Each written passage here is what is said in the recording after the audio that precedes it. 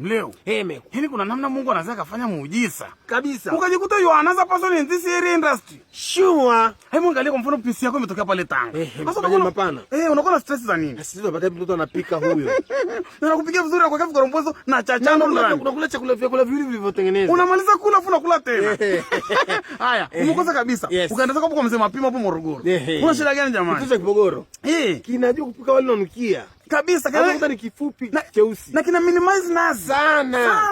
Basi umekosa kabisa. Umeenda hapo Iringa.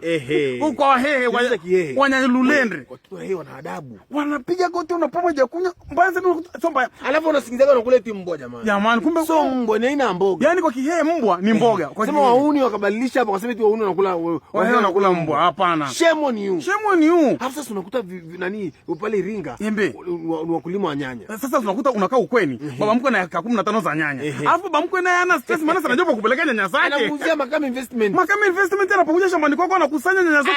Ndege ya dhambi. Yaani ndege ataruka hapo juu lakini ya dhambi. Kwa kweli Makame mkuja kwa the best and very attractive in the world katika masuala ya kununua hizo nyanya. Kabisa hapo Iringa jamani. Ni hatari, Makame ni hatari. Na for more information kwa hapo Iringa jamani, ingia hapo Instagram andika Sheikh Makame. Alafu nenda YouTube andika Sheikh Makame.